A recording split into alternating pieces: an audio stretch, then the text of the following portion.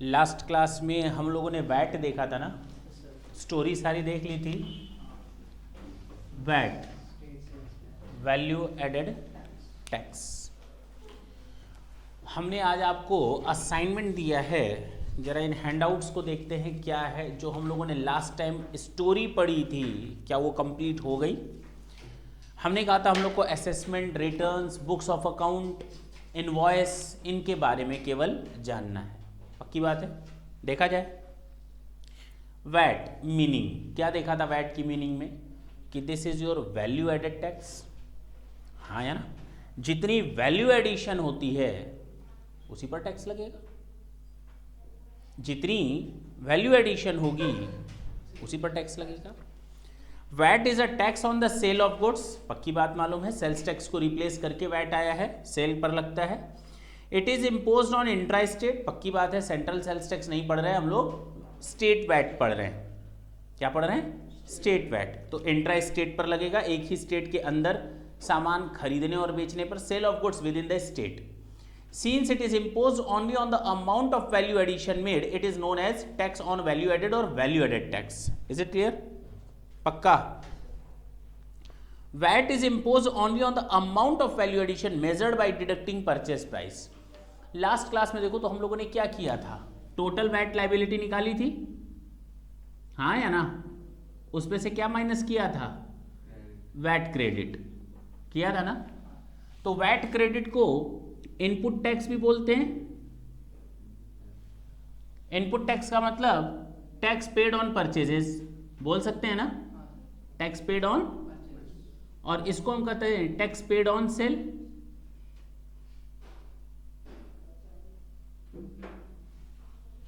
इसको हम output tax भी बोल सकते हैं। नहीं, टोटल हमने इतना सामान बनाया, उस पर इतना टैक्स बना, आउटपुट टैक्स। उसमें से इनपुट टैक्स जो हम ऑलरेडी पे कर चुके हैं माइनस कर दो, this is your net liability. बात तो एक ही है, वही लिखा है आगे, जरा देखें। Therefore VAT is impose only on the amount of value addition. Therefore VAT is a multi point sales tax collected on the amount of value addition at each stage. VAT is a multi point sales tax. Sale tax भी हमारा multi point sales tax था, VAT भी हमारा multi point VAT है।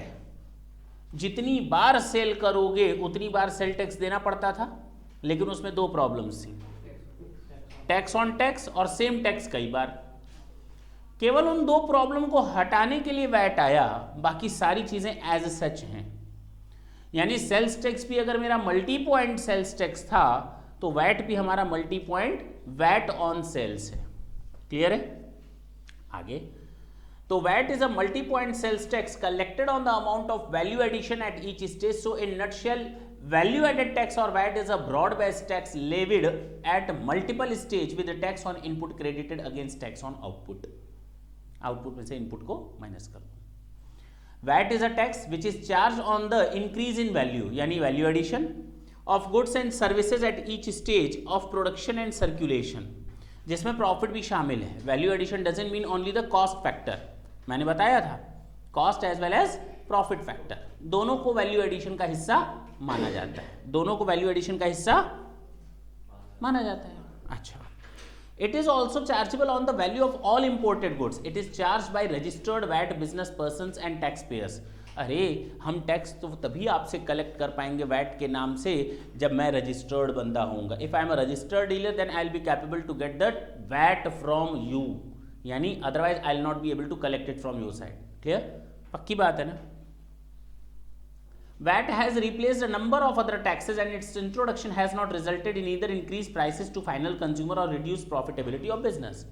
मैंने ये भी बताया था कि हमारा टैक्स घटने या बढ़ने से इन टोटलिटी कोई फर्क नहीं पड़ा, क्योंकि टैक्स न्यूट्रलाइजेशन रेट आ गया या रेट ऑफ न्यूट्रलाइजेशन टैक्स आ गया। जरा देखें, ये मैंने पॉइंट लिखा है RNR।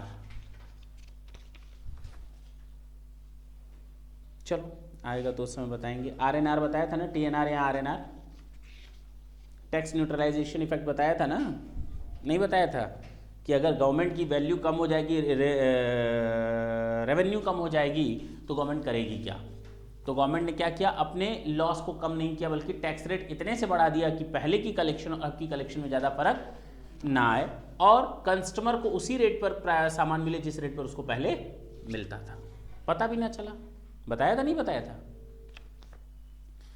अच्छा, फीचर्स भी हम लोग सारे डिस्कस कर चुके हैं। पहला, tax levied and collected at every point of sale. हाँ, tax collected at every point of sale and the tax already paid will be deducted as a input tax credit. इसकी भी बात कर चुके हैं, इनपुट टैक्स क्रेडिट मिलती है। Third, dealers reselling tax paid goods will have to collect VAT and the file return and pay VAT at every stage. बार बार बोल रहे हो, it is transparent and easier. मैंने कहा the main purpose of introduction of VAT was to catch those person who are indulge to evasion of VAT.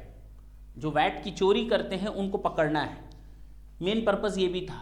और जो कमियां थी सेल्स टैक्स की उनको दूर करना है। क्यों? अब कैसे पकड़ में आएंगे? क्योंकि अब आपको बुक्स ऑफ अकाउंट मेंटेन करनी पड़ेंगी। क्यों सर? सेल टैक्स में बुक्स ऑफ अकाउंट मेंटेन नहीं करनी पड़ती थी, वैट में हम लोग बुक्स ऑफ अकाउंट मेंटेन करेंगे। हाँ, क्योंकि आपको इनपुट का क्रेडिट लेना है। अगर आपको इनपुट का क्रेडिट लेना है तो जब तक आप हिसाब किताब मेंटेन नहीं रखेंगे तब तक आप इनपुट का क्रेडिट नहीं ले पाएंगे।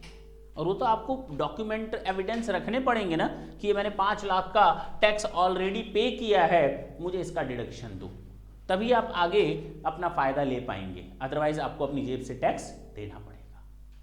तो लोग अपना बुक्स मेंटेन करेंगे, टैक्स इवेजन कम होगा। हाँ या ना? अच्छा जी। The return and the challans are filed together in a simple format. पहले बहुत झंझट होते थे, ज़्यादा से ज़्यादा फॉर्म्स थे, प्रोसीजर ज़्यादा होता था। अब वो टेंशन नहीं है, अब सिंप्लीफाइड फॉर्म्स हैं, कम फॉर्म्स हैं, आपका काम आसानी से होता है। अच्छा जी। At the most of few forms are required, tax on goods and service both, tax on goods only and service को काट देना। अच्छा, self assessment bye dealers, penalties will be stricter. Penalties थोड़ी टफ हो गई। Freedom is not free. क्यों sir? कौन सा ऐसा फ्रीडम दे दिया गया हम लोग को वैट में कि हमारे ऊपर पेनाल्टी स्ट्रिक्टर वे में लगाई गई? पहले सेल टैक्स में क्या होता था, साल खत्म होता था, आओ अपनी बुक्स लेकर के आओ, हम असेसमेंट करेंगे। Means each and every dealer was required to get their assessment finalised and they have to finalize it before presenting themselves before the authorities. अब authorities के सामने अधिकारी साहब बैठे हैं, मैं बिजनेसमैन हूँ या एक बिजनेसमैन का रिप्रेजेंटेटिव हूँ, ये अधिकारी साहब करें ये कहाँ से आया? जवाब, क्वेश्चन पूछना तो बड़ा आसान होता है लेकिन जवाब देना बहुत मुश्किल। लोग फंस जाते थे, बेटा गए तुम तो सर मैंने सब सही रखा, गए नहीं मानेंगे, नहीं मानेंगे, हम तो पेन चलाने जा रहे हैं, कुछ है ये हाल था। बात समझना। तो लोगों को बहुत हार्शमेंट या हरासमेंट होता था इन सब कामों से, वो अब कम हो गया। अब आपको फ्रीडम दे दिया क्या? जिस तरह इनकम टैक्स या बाकी में आपको सेल्फ असेसमेंट का मौका मिलता है, सेल्फ असेसमेंट का, यानी अब आपको असेसमेंट कराने के लिए जाना नहीं पड़ेगा, भटकना नहीं पड़ेगा, मुझे इनके सामने प्रेजेंट नहीं होना, जो लिखा वो फाइनल, वो सही, यानी कि मैं सही हूँ, मैं गलत नहीं हूँ, लेकिन उसकी ऑडिट करवानी पड़ेगी। लेकिन अगर ये चाहे तो रैंडम बेसिस पर किसी भी बिजनेसमैन के खातों को चेक कर सकता है, और अगर गलती पाई जाएगी, आपको फ्रीडम दी गई थी, चोरी करने के लिए फ्रीडम नहीं दी गई थी, काम को सही करने के लिए फ्रीडम दी गई थी, लेकिन आपने उस फ्रीडम का गलत यूज़ किया, अब आपके ऊपर पेनाल्टी ज़्यादा लगेगी। तो इसीलिए लास्ट पॉइंट है penalties will be stricter. Clear? अच्छा, मेरिट्स बता चुके, नो टैक्स इवेजन। तरीका कैसे टैक्स इवेजन ना होने का? आपको इनपुट टैक्स की क्रेडिट लेनी है, तो लोग ज़्यादा से ज़्यादा चेन में शामिल होंगे, उस चेन का हिस्सा बनेंगे। अच्छा, neutrality, the greatest advantage of the system is that doesn't interfere in the choice of decision for purchases, this is because the system has anti cascading effect, यानी टैक्स के ऊपर टैक्स नहीं लगता। Certainty, the VAT is a system based simply on transaction, thus there is no need to go through complicated definition like sale price, turnover of purchase and turnover of sale। ना, जितने में आप cell दिखाओगे ना उस पर आप tax calculate कर लो, सिंपल। अच्छा, ट्रांसपेरेंसी, सारे बुक्स ऑफ अकाउंट बनाने पड़ेंगे तो ट्रांसपेरेंसी तो रहेगी। Better revenue collection and stability, government को अब सब पर रेवेन्यू मिलेगा, लोग चोरी कम करेंगे तो गवर्नमेंट को रेवेन्यू ज़्यादा मिलेगा, हाँ या ना।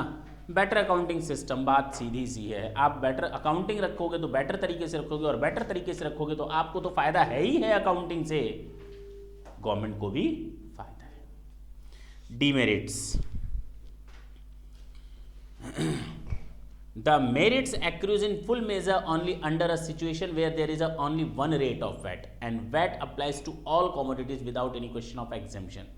वैट का फायदा केवल अगर पूरी तरह से आपको लेना है तो केवल उसी कंडीशन में मिल सकता है जब वैट रेट एक हो, यानी सेंट्रल गवर्नमेंट के हाथ में हो। चूंकि सेंट्रल गवर्नमेंट के हाथ में नहीं पहुंचा है, हम लोगों ने स्टेट वैट दे रखा है, इसलिए अभी भी हम इसके परफेक्ट होने की उम्मीद नहीं कर सकते। Still there are some loopholes कहो या मजबूरी कह लो, कि जानबूझकर वो मजबूरी डाली गई क्योंकि state they are not agreeing on that. जब स्टेट एग्री नहीं हो रहे थे तो हम लोगों ने स्टेट वैट को हाँ कर दिया था, जबकि पर्पस मेरा स्टेट वैट नहीं था, सेंट्रल लेवल का वैट था। और जब सेंट्रल लेवल का वैट था पर्पस, तो बट ऑब्वियस है वहाँ पर हम डिफीट करेंगे।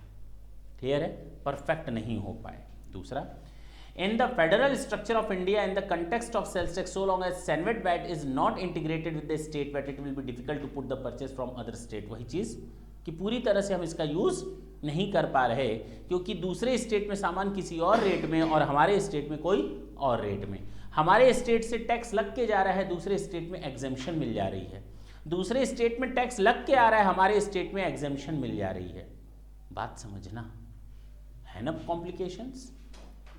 For complying with the VAT provisions, the accounting cost will increase। जाहिर सी बात है, अब आपको बुक्स ऑफ अकाउंट रखनी पड़ेगी तो अकाउंटेंट रखना पड़ेगा, और अकाउंटेंट रखेंगे तो आपकी कॉस्ट बढ़ जाएगी बिजनेस की। मेरा बिजनेस 20 लाख रुपए सालाना है, कितना सेल 20 लाख कम होती है? 20 लाख की सेल कम होती है? कुछ नहीं होती, घर का गुजारा नहीं चल पाएगा। 20 लाख पर हम प्रॉफिट कमाते हैं 5%, यानी साल भर में 1 लाख। खुद खाएं या अकाउंटेंट को खिलाएं? किसको खिलाओगे? प्रॉब्लम है ना। तो बुक्स ऑफ अकाउंट रखोगे तो आपके लिए कॉस्ट आएगी। Another possible weak point in introduction of VAT which will have an adverse impact on it is that since the tax is to be imposed or paid at various stages and not on last stage, it would increase the working capital requirement and the interest burden on the same। जाहिर सी बात है, हर बंदा tax दे रहा है, तुम भी tax दो, तुम भी टैक्स दो। अरे लास्ट स्टेज पर ले लेते, एक ही आदमी का वर्किंग कैपिटल फंसता, बार बार टैक्स लेने से सबका वर्किंग कैपिटल ब्लॉक हो रहा है। फिलहाल ये कोई बड़ा केस नहीं है। As a result of introduction the administration cost of the state can get increase. ठीक है, need VAT prevents cascading effect, हाँ या ना। सबसे बड़ी जरूरत क्या थी वैट की? टैक्स का टैक्स ना लगे, और कई बार जो टैक्स लग रहा है सेम अमाउंट वो हटा दिया जाए, ये जरूरत थी। कास्केडिंग इफेक्ट नीचे नोट दिया हुआ है मैंने। Generally any tax is related to selling price of product in modern production technology, raw material passes through various stages and processes till it reach the ultimate stage still in. जाहिर सी बात है, अगर मैं ये पेन बनाना चाह रहा हूं तो ये फाइनल स्टेज तक आने के लिए कई प्रोसेसेस से होकर गुजरा होगा। एक प्रोसेस पे सेल हुआ, हाँ, किसी ने रॉ मटेरियल खरीदा प्लास्टिक को थोड़ा रिफाइन करके उसने हमको बेचा, हमने उस प्लास्टिक को खरीदा, उसने टैक्स दिया, फिर मेरे पास आया। कई स्टेजेस से हो करके गुजर रहा है, और जहाँ जहाँ जिस स्टेज से हो करके गुजर रहा है वहाँ वहाँ टैक्स लगा, और अगर वो टैक्स लगा तो उस टैक्स पर दोबारा अगर टैक्स लग जाता है, टैक्स पर टैक्स, जो लास्ट टाइम हम लोगों ने देखा था, उसको हम कहते हैं कास्केडिंग इफेक्ट। हाँ है ना। तो कह रहा है कि thus output of the first manufacturer becomes input for the second who carries out further processing and supplies it to the third manufacturer। This process continue till a final product emerge, and if we are just going to pay the different amount of taxes at every stage of sale and required to pay tax on tax, this is known as cascading effect। Is it clear? अच्छा sir जी, ये पहला page तो हम लोगों ने कर दिया, टाटा और बाय बाय। कोई दिक्कत थी नहीं ना? क्वेश्चंस हम लोग थोड़ी देर बाद डिस्कस करेंगे। Evolution of VAT system in India, page number 3। अगर तुम्हारे दिमाग में ऐसा कहीं ख्याल आता है, क्या आता है, अगर तुम्हारे दिमाग में कहीं ऐसा ख्याल आता है कि वैट आने के पहले हिंदुस्तान में वैट नहीं था, तो दिमाग से ये निकाल दो। वैट आने के पहले भी हिंदुस्तान में वैट था। सर क्या बात करते हैं आप? वैट आने के पहले 1986 में हिंदुस्तान में मॉडवेट चलता था, और मॉडवेट का मतलब होता था एक्साइज ड्यूटी। कौन सी ड्यूटी? सेल्स टैक्स की बात नहीं हो रही। मैं जब भी केवल वैट बोलूं इसका मतलब होता है टैक्स ऑन सेल्स, और जब मैं मॉडरेट बोलूं तो टैक्स ऑन मैन्युफैक्चर। और सोचो 1986 में हमारा एक्साइज ड्यूटी वैट बेसिस पर था। एक्साइज ड्यूटी वैट सिस्टम पर लगता था, एक्साइज ड्यूटी वैट सिस्टम पे लगता था। बाद में इस मॉडरेट को, जिसको हम फुल फॉर्म में कहते थे मॉडिफाइड वैल्यू एडेड टैक्स, उसका नाम बदल करके, शायद 2001 जो भी हो, उसका नाम बदल करके सैनवेट रख दिया गया। अब इसका नाम है सेंट्रल वैल्यू एडेड टैक्स। क्या नाम है? Central value added tax. और सेंट्रल वैल्यू एडेड टैक्स का मतलब यही होता है एक्साइज ड्यूटी। अगर कभी आता है आपके सामने सैनवेट वर्ड तो घबराने की जरूरत नहीं है। CENVAT means excise duty. अगर कभी मॉडरेट वर्ड दिख जाए तो it doesn't mean at all that it is quite different from other duties, this is your excise duty. तो moderate and CENVAT means excise duty. अब नाम बदल गया, central value added tax, central level का VAT, central level का VAT. अगर CENVAT लिखा है तो इसको कभी कोरिलेट इससे मत कर देना, मॉडरेट लिखा है तो इसको कभी इससे कोरिलेट नहीं करना, दोनों बिल्कुल अलग अलग हैं। तो moderate and CENVAT are excise duty. और जब हम सैनवेट की क्रेडिट लेने की बात करते हैं, जिस तरह तुम लोग वैट क्रेडिट की बात करते हो, उसी तरह जब हम सैनवेट क्रेडिट लेने की बात करते हैं तो उसको हम कहते हैं सैनवेट क्रेडिट। और सैनवेट क्रेडिट का मतलब होता है क्रेडिट ऑफ एक्साइज ड्यूटी। नहीं समझे? और आज की डेट में जब हम तुम लोग को पढ़ा रहे हैं तो आज की डेट में सैनवेट क्रेडिट का मतलब समझना, आज की डेट में सैनवेट क्रेडिट का मतलब केवल क्रेडिट ऑफ एक्साइज ड्यूटी नहीं है, as well as credit of service tax. ढंग से सुनना, मेरी कंफ्यूजन कहीं ना हो। अगर हम सैनवेट बोलते हैं, if I am just talking about CENVAT only, it means I am just talking about only and only excise duty. बात समझना, एक्साइज ड्यूटी की बात कर रहा हूं मैं, केवल और केवल एक्साइज ड्यूटी की बात कर रहा हूं। और जब हम सैनवेट क्रेडिट की बात करते हैं तो इसका मतलब केवल एक्साइज ड्यूटी का क्रेडिट नहीं होता, इसके साथ सर्विस टैक्स का भी क्रेडिट होता है। यानी जो मैंने सर्विस टैक्स का पेमेंट किया है पहले, उसकी अगर हम क्रेडिट लेते हैं तो उसको हम सैनवेट क्रेडिट के नाम से ही जानते हैं। क्लियर है? तो कंफ्यूजन ना हो, अगर हम सैनवेट बोलते हैं तो उसको सर्विस टैक्स ना बोल देना। सैनवेट बोलते हैं तो इसका मतलब एक्साइज ड्यूटी, और सैनवेट क्रेडिट बोलते हैं तो इसका मतलब excise as well as service tax का क्रेडिट। Is it clear? चलो, फिलहाल ये आएगा जब हम लोग एक्साइज और सर्विस टैक्स पढ़ेंगे तो उस समय बहुत अच्छी तरह से समझ में आएगा। लेकिन फिलहाल ये तो समझ में आया कि VAT system is not new in India. Before the introduction of VAT in sales tax we have already launched और introduce in our excise act. Excise act में ये ऑलरेडी चल रहा था, आज से नहीं, 1986 से। और सोचो स्टेट लेवल तक लाने में उसको कितनी मेहनत लग गई, स्टेट लेवल तक वैट लाने में उसको टाइम लग गया। अभी आएंगे, टाइम की भी बात करेंगे। फिलहाल the evolution of VAT relates back to the introduction of MODVAT which is now known as CENVAT in 1986 to provide set of excise duty paid on inputs। वही चीज in 2002 CENVAT was also made applicable to services। Service पर भी आ गया ना? हाँ है ना? वो सैनवेट को अब हम लोग सैनवेट क्रेडिट बोलते हैं, तो वहां पर सर्विस टैक्स का भी क्रेडिट आ गया। तो कंफ्यूजन लेने की जरूरत नहीं है। प्रेजेंट पोजीशन, शुरू में हुआ क्या था, 1/4/2005 में पहली बार हिंदुस्तान के 34 में से 20 स्टेट्स ने, सारे state and union territories, Dadar and Nagar Haveli सब मिला करके 34 में से 20 स्टेट ने हाँ कर दी थी वैट के लिए। क्या कर दी थी? हाँ कर दी थी। हाँ या ना? कुछ लोगों ने 1/4/2005 में अडॉप्ट किया, कुछ ने 1/4/2006 में अडॉप्ट किया। और कुछ ने 1/4/2007 में अडॉप्ट किया, लेकिन यूपी में सबसे लास्ट में आया 1/1/2008। याद आया? मैंने कहा था जनवरी लगेगा, और देखो सबसे लास्ट में 1/1/2008 आया। 1 अप्रैल 2004, 1 अप्रैल 2005, 1 अप्रैल 2006, 1 अप्रैल 2007, लेकिन यूपी में 1 2008। Under VAT the general rates are 0, 1, 4, 12.5 with no additional tax और सरचार्ज। ये इसके रेट है 0, 1, 4, 5, 12.5, 20। नॉर्मल इसके रेट्स होते हैं 0, 1, 4, 5, 12.5, 20। फिर से मैं बोलूँ 0, 1, 4, 5, 12.5, 20। These are the VAT rates. These are the VAT rates. 0, 1, 4, 5, 12.5, 20. Is it clear? अच्छा जी, VAT has replaced only, soon low, VAT के आने से सारे टैक्सेस हट गए।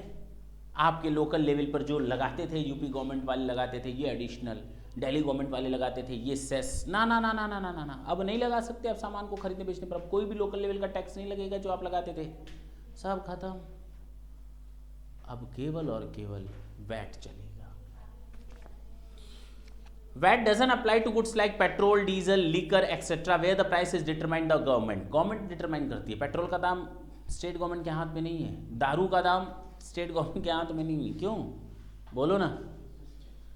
Petrol, diesel, liquor etcetera where the price is determined the government intervention not fully by the market forces. अच्छा, यानी government का कंट्रोल उस पर है। सीएसटी गवर्निंग इंटर, छोड़ दो इसको। गुड्स एंड सर्विस टैक्स अभी आया नहीं, इसको लॉन्च होने की चांसेस है 1 अप्रैल 2016 में, आने वाले 2-3 महीने में हो सकता है लॉन्च हो जाए। उम्मीद करते हैं लॉन्च हो जाए, फिलहाल कोई उम्मीद तो नहीं है। Points for imposition of sales tax with their merits and demerits. अब हम लोग बात करेंगे, ये हम लोग जान चुके हैं, लेकिन फिर से एक बार कोशिश करते हैं कि इसको पॉइंट वाइज कैसे डिफाइन करना है। कि जब हम किसी टैक्स को इम्पोज करते हैं, यानी आपसे जब चार्ज करने की कोशिश करते हैं, वो भी sales tax, then there are 4 ways to charge it.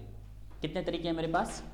4 तरीके हैं इम्पोज करने, यानी किसी टैक्स को, सेल्स टैक्स को हम आपसे 4 तरीकों से चार्ज कर सकते हैं। कितने तरीकों से? और ये 4 तरीके दिए points for imposition of VAT और सेल्स टैक्स। क्या है? मैंने ब्लैक में इसलिए लिखा है, ब्लैक एंड वाइट में, सेल्स टैक्स को, ताकि आप ध्यान दे सकें तक कि हम लोग सेल्स टैक्स की बात कर रहे हैं। इसका मतलब ये नहीं कि हम लोग वैट की बात नहीं कर रहे हैं। ब्लैक में इसलिए दिया है कि हम यहाँ पर sales tax black and white में लिखा है, मैंने शेड किया हुआ है उसको। पर्पस ये है आपका ध्यान वहाँ जाने के लिए कि अगर सेल्स टैक्स लिखा है तो सेल्स टैक्स का इंप्रूव्ड फॉर्मेट जो है वो वैट है। सेल्स टैक्स ही है वैट, सेल्स टैक्स ही है। Is it clear? 4 तरीके हैं बेटा किसी सेल्स टैक्स को इंपोज करने के। पहला, single point sales tax at the time of first sale. सुनो सुनो सुनो सुनो, कितना सिंपल पॉइंट है। ये मैन्युफैक्चरर है, ये होलसेलर है, वो रिटेलर है, ये कंज्यूमर है। मान ले, पक्की बात है। पहली बार जब ये आदमी इसको सेल कर रहा है उसी समय टैक्स लगा दो, बाकी को मारो गोली। क्या है? सारा टैक्स मिल जाएगा तुमको, गवर्नमेंट को जितना टैक्स चाहिए सब मिल जाएगा, कोई प्रॉब्लम ही नहीं है। मैन्युफैक्चरर के यहाँ सामान आया, उसने सेल किया, टैक्स लगा दो, गवर्नमेंट को पूरा टैक्स मिलेगा। ये फायदे की चीज थी कि सारा टैक्स मिल जाता, लेकिन बहुत बड़े घाटे की चीज थी कि टैक्स बहुत कम मिलता। सर आप ऐसे कैसे बोल रहे हैं? अभी तो आपने कहा सबसे टैक्स मिल जाएगा, फिर आप बोल रहे हैं कि टैक्स बहुत कम मिलेगा। दोनों में फर्क है। अच्छा, ये मिस्टर एक्स है, ये मिस्टर वाई है, मिस्टर जेड है। मान लेते हैं सारा टैक्स ये मैन्युफैक्चरर पर लगा दो, आगे सब माफ करो। मल्टी पॉइंट नहीं लगाना, सिंगल पॉइंट लगाना। देख, सिंगल पॉइंट। और कब लगाना है? फर्स्ट सेल पर। एक्स ने अब तक 100 रुपए का सामान बनाता था और 150 में बेच देता था। किसको? और वाई 150 के सामान को 400 में बेच देता था। किसको? और 400 का सामान ये 800 में बेच देता था। पक्की बात है ना, कस्टमर को। ये सिस्टम था। अब तुम लोग खुद बताओ केवल गवर्नमेंट को 150 की सेल पर टैक्स मिलेगा, जबकि अल्टीमेटली वो कितने पर हो रहा है? कितना मारा गया पैसा गवर्नमेंट का। मार्केट में सेल 800 की हो रही है, जबकि टैक्स कितने पर गवर्नमेंट को मिला? 150 पर। प्रॉब्लम आई, कितना कम टैक्स मिला। मिला सबसे बहुत कम, लेकिन लोगों की बात छोड़ो, लोग तो उससे भी ज़्यादा चुट्टे हैं। कैसे कैसे? अरे बोल जरा, देखना। मिस्टर एक्स अपने भाई को पैदा कर दे गया, मिस्टर प्लस एक्स, ठीक है। ये सामान 110 में इसको बेचेगा और ये 150 में भाई को बेचेगा। अब बताओ गवर्नमेंट के हाथ में कितने पर गया? 110 पे टैक्स। अब मेरी बात समझ में आई? कुछ लोग उससे भी गंदे होते हैं 102 में बेचेंगे। हाँ भाई, तो गवर्नमेंट को टैक्स किस पर जाएगा? 102। तो गवर्नमेंट का सारा टैक्स मारा गया। अब क्लियर है? तो ये है, तरीका है, लेकिन ये हम हिंदुस्तान में अप्लाई नहीं कर सकते, और ये है भी नहीं। तो पहला तरीका समझ में आया टैक्स चार्ज करने का, सिंगल पॉइंट टैक्स और at the time of first sale. अच्छा सर, अगर फर्स्ट सेल पर प्रॉब्लम है तो इस पर आपको दिक्कत नहीं होनी चाहिए ना। अगर हम बोले इधर single point tax on last sale, तब तो गवर्नमेंट को दिक्कत नहीं होनी चाहिए। 800 पर टैक्स मिल जाएगा मजबूरी में। हाँ भाई, लास्ट सेल में 800 पर सेल पर होगी ना। लास्ट सेल कितने पर होगी? तो गवर्नमेंट को टैक्स मिल जाएगा कि नहीं 800 पर? क्यों लगा रहे हो बार बार बार बार टैक्स? हटाओ इन लोगों को, केवल इसी पर टैक्स लगाओ। सही है या गलत? गवर्नमेंट को रेवेन्यू मिलेगी या नहीं मिलेगी? मिल जाएगी, लेकिन गलत क्या है? क्या दिक्कत है? वैसे भी पे करना पड़ता, क्या गलत है इसमें? गलत ये नहीं है, गलत ये है कि गवर्नमेंट को रेवेन्यू मिलेगी नहीं। अरे आप भी अजीब बात करते हैं सर, यहाँ पे तो आपने कहा गवर्नमेंट को रेवेन्यू नहीं मिलेगी, मिलेगी सबसे, लेकिन यहाँ गवर्नमेंट को मिलेगी रेवेन्यू, लेकिन सबसे नहीं मिलेगी। एक बात बताओ, दही ले लो, दही सर पे रख के जा रहा है, टैक्स लोगे उससे? नहीं, टैक्स ले लोगे। हॉकर वाला जा रहा है, आलू प्याज बेच रहा है, सामान बेच रहा है, वो कभी टैक्स देगा? Sale tax. गुमटी वाला, छोटी राशन वाला, नहीं, सब खत्म। और हिंदुस्तान का हमारे हिसाब से 60% मार्केटिंग वहीं से होता है, 70% छोटे छोटे दुकानदारों से, और 60-70% खत्म। तो इसका मतलब गवर्नमेंट को रेवेन्यू मिली क्या? हाँ, गवर्नमेंट तो ताता थैया करते खत्म। नहीं समझे मेरी बात? समझ में आई? दोनों प्रॉब्लम डिफिकल्ट है। पहला वाला single point sales at first sale, single point tax on first sale, problem थी। Single point tax on last sale, problem है। तो मजबूरी में हमको मल्टी पॉइंट टैक्स पर जाना पड़ा। सिंगल पॉइंट कामगार नहीं सिद्ध हुआ, कहाँ जाना पड़ा? तो multi point sales tax on each sale. वही तो प्रॉब्लम आई थी, तो वही तो इतने सालों से चल रहा था हिंदुस्तान में। स्टेट सेल्स टैक्स, हर जगह सेल दो, हर पॉइंट पर सेल दो, टैक्स बार बार दो और टैक्स पर टैक्स दो। ये प्रॉब्लम आ गई थी, नहीं आई थी? मल्टी पॉइंट सेल्स टैक्स पर आई थी, वो तो प्रॉब्लम था ही। तो मजबूरी में क्या लगाना पड़ा? Multi point tax on VAT. ये है फोर्थ, और हिंदुस्तान में आज ये 4th नंबर सिस्टम चल रहा है, multi point tax on VAT. अब क्लियर है? तो ये 4 तरीके थे आपसे टैक्स वसूलने के। तो गवर्नमेंट ने कौन सा यूज किया लास्टली? Last one. क्लियर है? और ये सबसे बेस्ट भी है फिलहाल चारों में। तरीका समझ में आया? क्वेश्चंस को फिलहाल हम लोग मारते हैं गोली। पेज नंबर 5 पे आते हैं।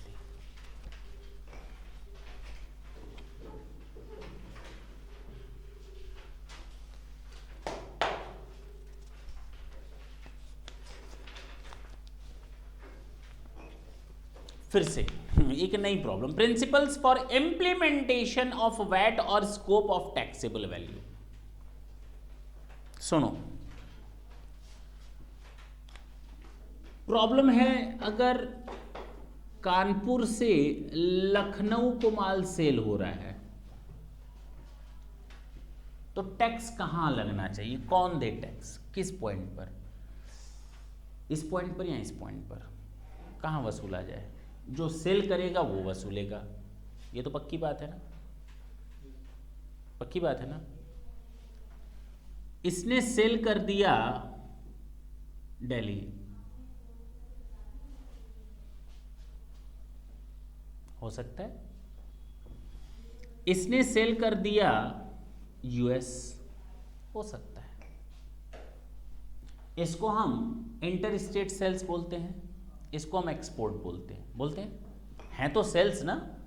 तो सर आप बता क्यों रहे हैं ये? मैं आपको केवल ये बताने के लिए बता रहा हूं कि स्कोप क्या है टैक्सेबिलिटी का। मींस जब जहां सामान कंज्यूम होता है वहां टैक्स लिया जाए, यहां जहां सामान ओरिजिनेट हुआ है टैक्स वहां लिया जाए, जहां सामान बनकर तैयार हुआ है उस समय टैक्स लिया जाए, या जहां कंज्यूम हो रहा है टैक्स उस समय डिटरमाइन किया जाए। किस बेसिस पर? हमारे पास दो प्रिंसिपल्स हैं टैक्स इंपोज करने के, प्रिंसिपल्स ऑफ ओरिजिन और प्रिंसिपल्स ऑफ डेस्टिनेशन, जिसको हम कंजम्पशन बेसिस भी बोलते हैं। और आपके ये दोनों सिस्टम दिए हुए हैं, प्रिंसिपल्स ऑफ ओरिजिन और source and principles of destination दिए हुए ना, नहीं दिए हुए हैं? क्या फर्क पड़ता है प्रिंसिपल्स ऑफ ओरिजिन और प्रिंसिपल्स ऑफ डेस्टिनेशन लाने या ना लाने से? बहुत फर्क पड़ता है। एक बात बताओ, यूएस से कानपुर की बात करें, सामान खरीदा गया, कंज्यूम कहां हो रहा है, ओरिजिन कहां पे है? ये पहला तरीका, हाँ या ना? हाँ या ना? हाँ या ना? दूसरा, कानपुर से सामान बेचा गया, यूएस सेल हुआ, ये होगा ओरिजिन और ये होगा कंजम्पशन। बताओ टैक्स कहां चार्ज किया जाए? नॉर्मल अगर सेल्स टैक्स होता तो कहां चार्ज करते? कंजम्पशन बेसिस या ओरिजिन बेसिस? बोथ। ऐसे कैसे दोनों में होगा? अब सुनो कहानी। पढ़ते तो शायद समझने में दिक्कत होती है, लेकिन अब दिक्कत नहीं आएगी, अब आसानी से समझ में आएगा। हमने सामान बेचा यूएस में, हम अकेले सेलर हैं क्या यूएस में सामान बेचने वाले? मेरे जैसे 36 और पड़े होंगे जो यूएस में माल सप्लाई करते होंगे। यूएस वाला सामान खरीदता होगा, केवल हिंदुस्तान से ही खरीदता होगा, चाइना से भी खरीदता होगा, दूसरी कंट्रीज से भी खरीदता होगा, नहीं खरीदता होगा? नहीं खरीदता होगा? खरीदता होगा। तो वहाँ सामान उसी का बिकेगा जिसका क्वालिटी में सबसे अच्छा हो और कॉस्ट में सबसे महंगा हो। अच्छा कम हो, अच्छा देखो ना, मैंने नहीं बोला, तुम ही लोगों ने बोला। सबसे सस्ता, क्वालिटी में सबसे गंदा हो, अच्छा क्वालिटी में सबसे अच्छा चाहिए और कॉस्ट में सबसे सस्ता, तभी तो इंटरनेशनल मार्केट में हम टिक पाएंगे। नहीं समझे? कंपटीशन है। तो क्या करें? सरकार इस पर टैक्स लगाकर सामान भेजे कि बिना टैक्स लगाकर? अब तुम लोग बोल रहे हो, मैं थोड़ी बोल रहा हूं। बिना टैक्स लगा सर अगर सरकार ना इस पर टैक्स लगा देगी, सामान हो जाएगा महंगा, तो यूएस वाला खरीदेगा ही नहीं। तो आप उल्टा क्यों कर रहे हो? और सुनो, जरा ढंग से सुनना। चलो हम तुम्हारी बात 2 मिनट के लिए मान ही लेते हैं कि हम लोग ओरिजिन बेसिस पर टैक्स लगाते हैं, कंजम्पशन बेसिस पर नहीं लगाते। तो लोग कहेंगे सामान खरीदो विदेश से, खरीदो विदेश से, जितना खरीद सकते हो, टैक्स नहीं लगने वाला, क्योंकि ओरिजिन विदेश में है, कंजम्पशन हिंदुस्तान में है, टैक्स लगेगा कहाँ? हिंदुस्तान की इंडस्ट्री मारी जाएगी। बेचारे जो लोग सामान बना रहे हैं उनसे कौन खरीदेगा? सब विदेश से सामान, हम तो इंपोर्ट करेंगे सामान। नहीं, देखो ना कितनी बड़ी प्रॉब्लम है अगर हम ओरिजिन बेस पर टैक्स लगा रहे हैं। एक तो मेरा एक्सपोर्ट महंगा और इंपोर्ट ज़्यादा होने लगेगा, इम्बैलेंस हो जाएगा इंपोर्ट एक्सपोर्ट के बीच में, बहुत ज़्यादा गैप हो जाएगा। फिर वही बात, हम तुम्हें पहले सिस्टम समझा रहे हैं ना, इंपोर्ट ड्यूटी क्यों देते हो उसका रीज़न भी तो समझो, ठीक है? यानी आपका सामान सस्ते में आएगा और महंगे में जाएगा। उधर ना कोई खरीदार मिलेगा और ना हिंदुस्तान का कोई खरीदार मिलेगा। हिंदुस्तान की इंडस्ट्री भी मारी जाएगी और विदेश की भी इंडस्ट्री मारी जाए, मतलब खरीदार मारे जाएंगे। तो हमारा सामान तो ठाए ठाए, ना तो यहाँ कोई खरीदेगा ना तो विदेश में खरीदेगा। तो ओरिजिन बेसिस पर अभी कभी आप टैक्स ना लगाना, सोचना भी मत, गुनाह है। अगर आप कंजम्पशन बेसिस पर टैक्स लगाते हो तो जब सामान यहाँ आएगा विदेश से टैक्स लग जाएगा, तो लोग कहेंगे मत खरीदो, महंगा पड़ेगा, ड्यूटी देनी पड़ेगी। यानी इंपोर्ट को हम महंगा करते हैं। इंपोर्ट महंगा करोगे तो तुम्हारे हिंदुस्तान की जो इंडस्ट्री है वो फलेगी फूलेगी, लोग इंपोर्ट कम से कम करना चाहेंगे। और अगर कंजम्पशन बेसिस पर टैक्स लगाओगे तो एक्सपोर्ट सस्ता हो जाएगा, क्योंकि हिंदुस्तान के दायरे के बाहर हो गया। ओरिजिन पर तो लगा नहीं, कंजम्पशन बेस्ड टैक्स लगना था। यूएस में जाकर हिंदुस्तान की गवर्नमेंट कहेगी हम यहाँ पर टैक्स लगाएंगे, ऐसे कैसे लगाओगे, दौड़ा देंगे सब अरे यूएस में तुम्हारा कहाँ चलने वाला भाई, तुम हिंदुस्तान में चलाओ ना जो चलना है। तो देखो ना, एक्सपोर्ट सस्ता हो जाएगा और इंपोर्ट महंगा हो जाएगा, अपना काम हो गया। इंटरनेशनल मार्केट में भी टिक गए और हिंदुस्तान की इंडस्ट्री भी नहीं मारी गई। तो बेटर क्या है, कंजम्पशन बेसिस या origin basis? Consumption basis, but obvious है। समझ में आई बात? तो किस बेसिस पर टैक्स लगना चाहिए? Consumption basis. तो लिखा है प्रिंसिपल्स ऑफ ओरिजिन और principle of destination. As per this principle origin में a country taxes only the value addition made to goods within its territory irrespective of the place in which or purposes for which such goods are consumed। जहां सामान बना वहीं tax लगा दो, कहां consume होगा we are not concerned with that particular territory or place। In other words, the state in India can impose tax only on the amount of value addition made to products within their respective territories। Thus, as per the principle, the goods exported out of India will be taxed because the value addition would takes place in India। Export करोगे India में tax लग जाएगा, महंगा हो गया सामान, गलत है ना? अच्छा, but the goods imported from out of India will not B taxed. जो विदेश से सामान हिंदुस्तान में आएगा उस पर टैक्स लगेगा ही नहीं, क्योंकि उसकी ओरिजिन विदेश में थी। फिर गड़बड़ हो गया, यानी ओरिजिन बेस पर टैक्स लगाना तो पाप है।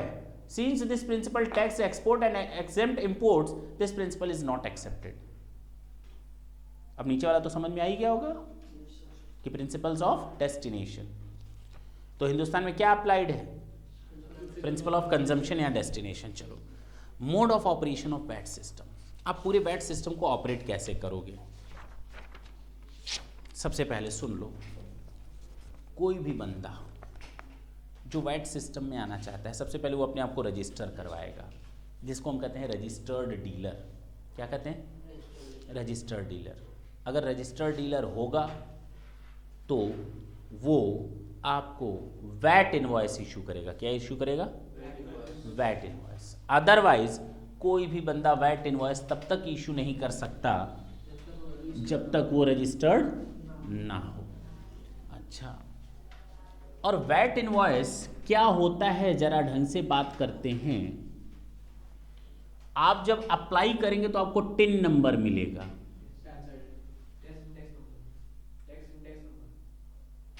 धीरे धीरे टिन नंबर मिलेगा, tax payers identification number.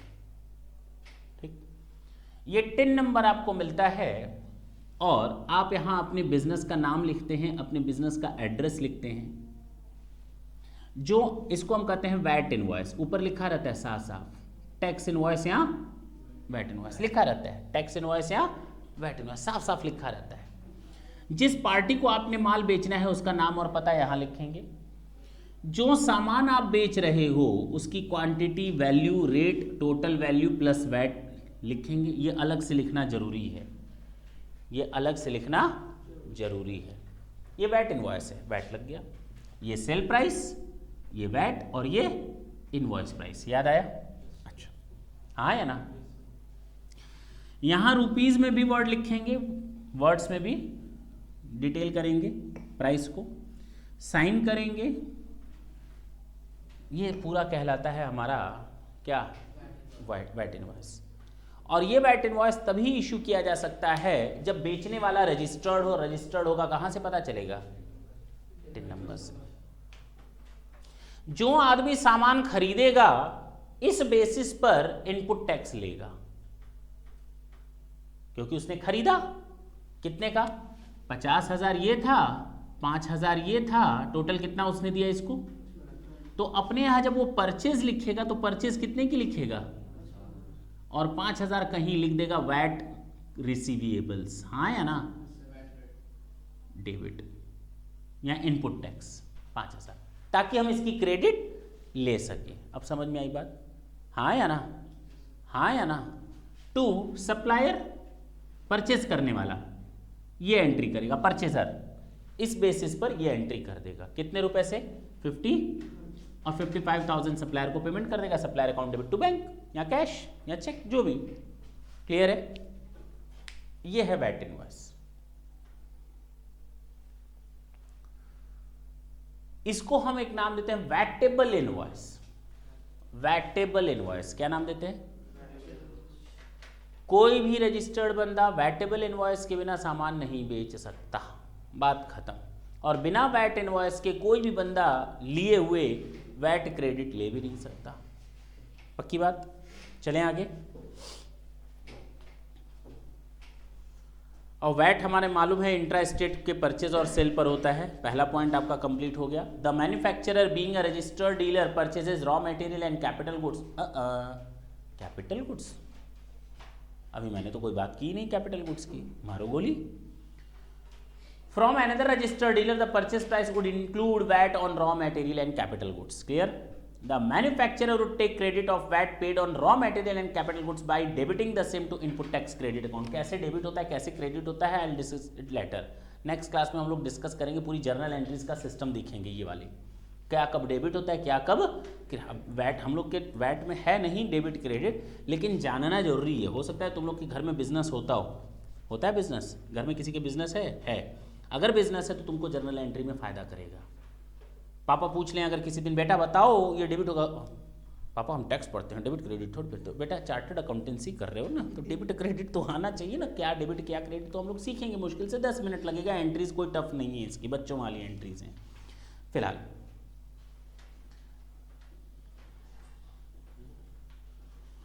Point number 4, 5 सब हम लोग जान चुके हैं, वैट क्रेडिट कैसे मिलता है। बस लास्ट है 6, मैन्युफैक्चरर को रिटर्न्स फाइल करनी पड़ती हैं क्वार्टरली। क्या करनी पड़ती हैं? पक्की बात है ना। और एक एनुअल रिटर्न होती है फाइनल। हो गया खत्म। ये थी बेसिक कहानी जो हम लोगों ने लास्ट क्लास में स्टडी कर रखी है ना। आज एक काम करते हैं, स्टार्ट करते हैं जो न्यूमेरिकल हम लोगों ने अभी तक छोड़े हैं शुरू में, पेज नंबर 2, 3, 3, 4 पर, वो न्यूमेरिकल करने की कोशिश करते हैं। पेज नंबर 3 पे आए।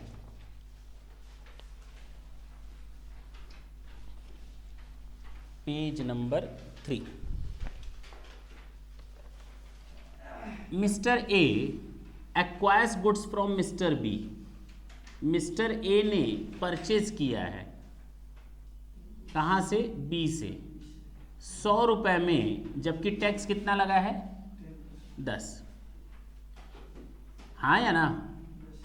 सपोज मिस्टर ए ने एडिशन किया है इस पर, कितना जानते हो? 40 रुपये। बोलो ना, बोलो। And the tax on sales made by him to the customer is 20%। Tax rate कितना है? तो सेल्स टैक्स और वैट में फर्क बताओ, बस यही है क्वेश्चन। सुनो, हम मिस्टर ए की बात कर रहे हैं, ये सेल्स टैक्स के बेसिस पर है, और ये तो हमें नहीं लगता कोई दिक्कत आएगी। परचेज हम लोग करते हैं, तो परचेज तो पूरा 110 में करते हैं, लेकिन वैट में 100 अलग लिखते हैं और 10 कहीं अलग लिख देते हैं। पक्का ना? अच्छा, एडिशन किया प्रॉफिट वगैरह सब मिला करके, कितना? पक्का ना? तो ये हमारा हो गया सेल्स प्राइस, कितना? और यहां वैट, यहां सेल्स टैक्स बोल सकते हो। 20% के हिसाब से यहां कितना आ जाएगा, और यहां कितना आ जाएगा? इनवॉइस प्राइस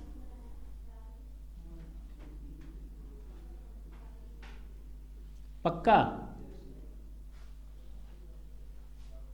यहां टोटल टैक्स कितना पे किया? टोटल टैक्स पेड, देखो ना, मिस्टर ए ने पे किया 30 और मिस्टर बी जिनसे खरीदा गया था उसने 10 रुपए का पेमेंट किया था। इन टोटालिटी गवर्नमेंट को रेवेन्यू कितनी हुई? और यहां पर टोटल टैक्स लायबिलिटी कितनी है? 28, जिसमें से इनपुट टैक्स क्रेडिट बोलते क्यों नहीं? यानी यहां टैक्स कितना जाएगा गवर्नमेंट के हाथ में? तो गवर्नमेंट को टोटल पेड टू गवर्नमेंट 28। क्यों? मिस्टर ए ने दिया 18 रुपए और मिस्टर बी ने दिया था 10 रुपए। टोटल कितना? नहीं समझ में आई? आंसर हो गया? ये सामने है, आंसर दिया है आंसर पेज नंबर 3 पे। कोई दिक्कत हो तो बताओ।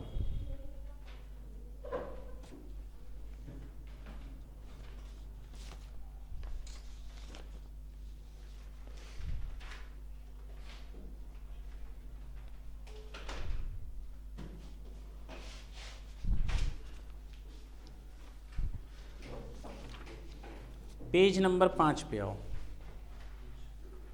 एक इलस्ट्रेशन दिया है ना, इलस्ट्रेशन नंबर 3 दिया होगा पेज नंबर 4 पे, उसके बेसिस पर है, दिया है। चलो उस क्वेश्चन नंबर 3 को तुम लोग सॉल्व करो। कर लिया? इलस्ट्रेशन नंबर 3 को तुम लोग खुद सॉल्व करो।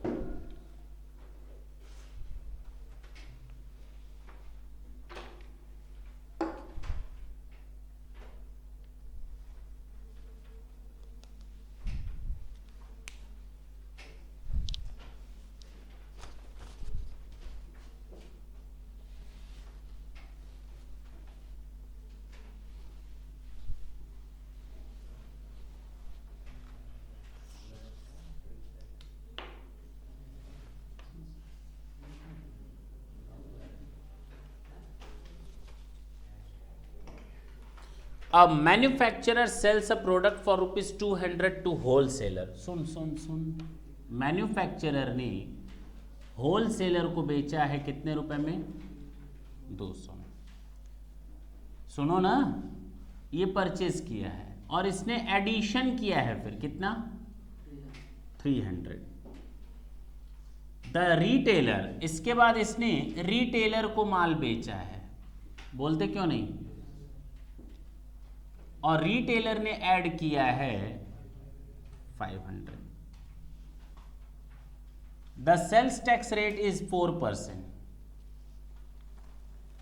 वैट रेट कितना है? अब हमसे क्वेश्चन नंबर 3 में पूछा है the cost to ultimate consumer shall B.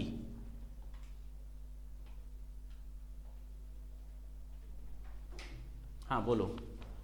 ये हम इलस्ट्रेशन नंबर 3 दे रहे हैं, जरा ऊपर देखो जो लिखा हुआ है point for imposition of sales tax, उसमें लिखा है ना सी इलस्ट्रेशन नंबर 3। नहीं दिया है? नहीं दिया है? और नीचे इलस्ट्रेशन नंबर 4 के लिए 4 को देख लेंगे। तो 3 सेल्स टैक्स के बेसिस पे क्वेश्चन को सॉल्व करना है। किस बेसिस पर? Sales tax on multi point sales tax. अच्छा देखो इधर देखो, यानी पुराना वाला हिसाब किताब। पुराना वाला ये मैन्युफैक्चरर है, होलसेलर है, रिटेलर है। इन्होंने परचेस किया है प्लस एडिशन किया है, हाँ या ना? ये टोटल मिलाकर क्या बनता है?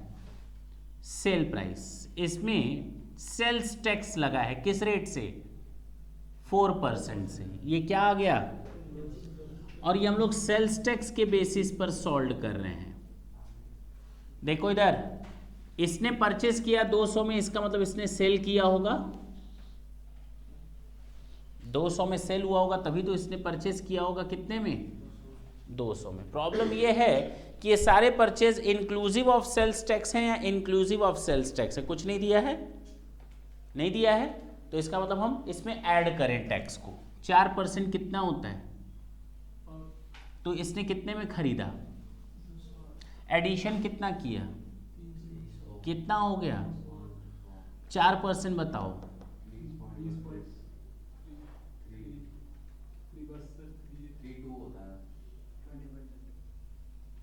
हाँ या ना? बोलो ना।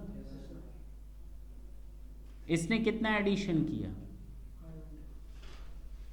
4% बताओ, 48 रुपये। 41.1328। ये बताओ टोटल।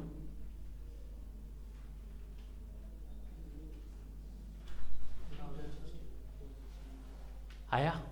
इसमें कितना आ रहा है? आ तो गया, ठीक। अब जरा हम बात करें, इसी क्वेश्चन को इलस्ट्रेशन नंबर 4 में सॉल्व करना है। किस सिस्टम के हिसाब से?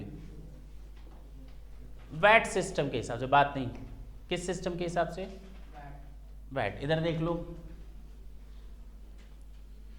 ये मैन्युफैक्चरर है, होलसेलर है, रिटेलर है।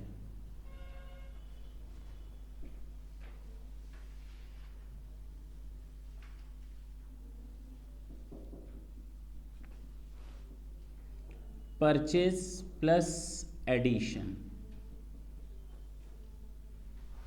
सेल प्राइस प्लस वैट, कितने रेट से? ये हो गया कौन सी प्राइस? चलो पहले कंप्लीट कर लेते हैं टॉपिक को, ठीक है ना।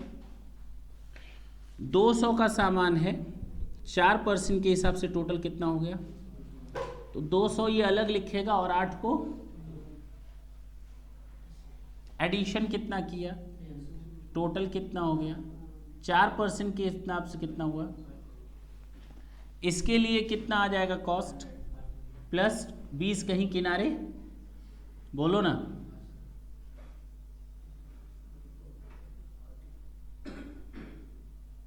नहीं, अगर हमसे कोई पूछे टैक्स लाइबिलिटी कितनी आएगी तो क्या कैलकुलेट करने में दिक्कत आएगी? क्या नहीं आएगी ना। इधर देखना, टोटल लाइबिलिटी कितनी है? टू पे,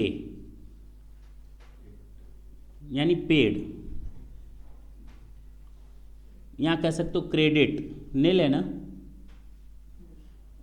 तो नेट पेड कितना आ गया? नेट लाइबिलिटी पूरा 8 रुपये देना ही देना पड़ेगा, पेमेंट कर दो। इसको टोटल देना है 20, 8 ये ऑलरेडी माइनस कर लो, बचा कितना? देखो ना, 20 में 12 इसके हाथ में, 8 इसके हाथ में, 20 टोटल देना था अब तक। इधर देखो, टोटल कितना देना था अब तक? 20, जिसमें से 8 इसने दिया, 12 इसने दिया। टोटल अब तक कितना देना था? जिसमें से 20 जा चुका है, 12 इसने दिया, 8 इसने दिया, टोटल 20 जा चुका है, बचा कितना? यानी टोटल अब तक जाना था 40, 20, 12 और 8। अब हमें ये तुरंत पता चल जाएगा किसने कितना टैक्स में कंट्रीब्यूशन दिया, only by seeing this one amount, कि इस टोटल 40 रुपये में 8 इसका कंट्रीब्यूशन था, 12 इसका और 20 इसका। समझ में आई बात? क्लियर है? नोट करने की जरूरत है क्या? अरे नोट करने की जरूरत है क्या?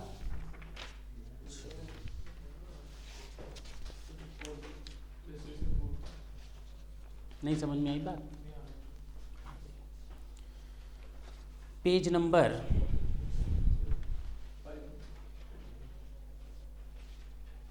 कहाँ थे हम लोग?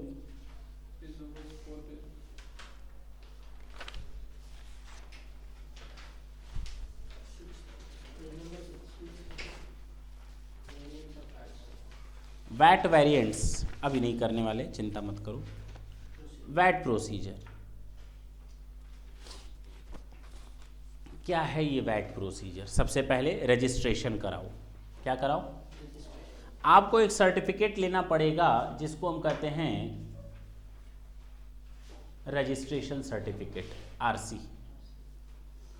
Registration is the process of obtaining certificate of registration from the authorities under the VAT act. अगर कोई भी बंदा वैट एक्ट में अपने आप को रजिस्टर करवाता है तो उसको रजिस्ट्रेशन सर्टिफिकेट मिलेगा। पेज नंबर 6 में है, उसको वैट सर्टिफिकेट या रजिस्ट्रेशन सर्टिफिकेट मिलेगा। A dealer registered under the VAT act is called a registered dealer. Dealer का मतलब वो मत समझना केवल डीलर, मैन्युफैक्चरर भी डीलर है यहाँ पे, होलसेलर भी डीलर है, रिटेलर भी डीलर है। हर वो बंदा जिसने अपने आप को वैट एक्ट में रजिस्टर करवा रखा है उसको हम डीलर का नाम देंगे। क्लियर है? रजिस्ट्रेशन अंडर वैट, हर स्टेट ने अलग अलग सिस्टम बनाया हुआ है अपना। अगर तुम्हारी सेल 5 लाख रुपए से अधिक है सालाना तो तुमको वैट में रजिस्ट्रेशन कराना पड़ेगा। इसको हम कहते हैं थ्रेशोल्ड लिमिट। इसको हम कहते हैं threshold limit. Minimum limit 5 lakh रुपए तक की सेल है तब तक you are exempt from to get the registration under VAT system. मैंने बोला ना 5 लाख रुपए तक की सेल है, मिनिमम कुछ भी हो सकता है, इसीलिए नहीं यूज किया। अगर आप चाहो कि सर हमारी 10 रुपए की सेल है, I want to get the registration under VAT system, no one can stop you to get the registration. इसीलिए मिनिमम वर्ड यूज नहीं किया। और जरूरत भी क्या है, अगर आपको वैट सिस्टम में आना है, आप देना चाहते हो पैसा, आप फॉलो करो रूल्स रेगुलेशन। आपकी 1 रुपए की सेल है या 10 लाख रुपए की सेल है या 2 लाख रुपए की सेल है, तब तो कोई फर्क नहीं पड़ता। लेकिन अगर आपको ये बेनिफिट अवेल करना है, मैं तो बहुत छोटा बिजनेसमैन हूँ, 5 लाख रुपए की अगर गवर्नमेंट ने हमको वैलिडिटी दी है या वैल्यू दी है, then I don't want to get the registration. You are free,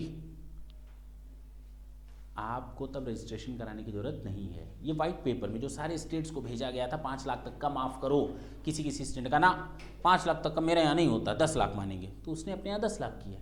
लेकिन वाइट पेपर में जो सारे ड्राफ्ट बना करके भेजा गया था सारे स्टेट्स को, उसमें 5 लाख का रिकमेंडेशन था। कई स्टेट ने 5 लाख मान लिया और कई स्टेट्स ने 10 लाख तक किया है। तो अब आपके ऊपर है, एग्जाम में अगर आता है क्वेश्चन तो आपको लिखना है 5 लाख। आपको कितना लिखना है? 5 लाख। तो ऑल एग्जिस्टिंग डीलर, जो अब बताओ सेल्स टैक्स को हमने किस में कन्वर्ट किया? वैट में। तो जो हमारे एग्जिस्टिंग डीलर थे जो ऑलरेडी सेल्स टैक्स में काम कर रहे थे, तो क्या उनको नया लेना पड़ेगा रजिस्ट्रेशन नंबर वैट में? ना ना ना ना ना, वो ऑटोमेटिकली रजिस्टर मान लिए जाएंगे। All existing dealer will be automatically registered under the VAT act. A new dealer will be allowed 30 days. एक नया डीलर अगर आता है तो उसको 30 दिन के अंदर अपना रजिस्ट्रेशन करा लेना पड़ता है, हाँ या ना। Small dealer with gross annual value of ₹10 lakhs, कहीं कहीं 5 lakh, are not required to get the registration, हाँ या ना। स्मॉल डीलर विद एनुअल, एक और प्रॉब्लम है, एक और प्रॉब्लम है। 5 लाख तक तो आप बहुत ही छोटे व्यापारी हो, आप अपने घर को संभाल लो, आप देश की चिंता मत करो आप अपने आप को संभालो, हम आपको कोई टेंशन नहीं देंगे, रजिस्ट्रेशन मत कराओ। और अगर आपकी सेल 50 लाख तक है तो सेठ नहीं बन गए हो। 50 लाख तक सेल है तो कोई बड़े सेठ नहीं बन गए, अभी भी तुम छोटे व्यापारी हो, छोटे हो। 50 लाख की सेल होती है, कोई बड़ी सेल नहीं है, मैंने पहले ही बताया। 2% 3% के मार्जिन पर लोग काम करते हैं। 50 लाख की सेल, 2% मार्जिन, 1 लाख रुपए कमाया, खुद काम खाएगा या अकाउंटेंट को बैठा कर खिलाएगा? तो उन लोगों को हम लोगों ने एक कंपोजिशन स्कीम दी है, सुन लो पहले। 5 लाख तक की अगर सेल है, it is of no use to get the registration under the VAT system. If your sale is beyond 5 lakh then get it immediately, आपको तुरंत रजिस्ट्रेशन कराना पड़ेगा वैट सिस्टम में। लेकिन अगर आपकी सेल 50 लाख तक है, 5 लाख से ऊपर 50 लाख तक, तो आपको एक स्कीम में जाने का मौका मिला हुआ है कि आप एक बड़े बिजनेसमैन नहीं हो, आप छोटे बिजनेसमैन हो, आप एक काम करो, कंपोजिशन स्कीम में चले जाओ। कंपोजिशन स्कीम में आपको केवल एक 0.25% नॉर्मली, बहुत छोटा परसेंट है, कहीं कुछ आपको टैक्स देना पड़ेगा। Nominal amount of tax has required to pay. बात खत्म, आप किनारे हो जाओ। हम आपसे ना कभी बुक्स मांगेंगे, ना कुछ मांगेंगे, ना कुछ मांगेंगे, ना कुछ मांगेंगे, ना कुछ मांगेंगे। नहीं समझे मेरी बात? नहीं समझे? हम आपसे कुछ मांगने की बात ही नहीं कर रहे। अगर 50 लाख रुपए तक की सेल है तो आप कंपोजिशन स्कीम में चले जाओ। आप मिनिमम सर्टेन परसेंटेज जो टैक्स रेट है वो आप पेमेंट कर दो, आपको कोई कुछ पूछने नहीं आएगा। लेकिन खबरदार, वैट क्रेडिट मत ले लेना। दे ही रहे हो छोटा सा, उसमें भी कहोगे वैट क्रेडिट ले ले, तो उल्टा गवर्नमेंट को अपनी जेब से देना पड़ेगा।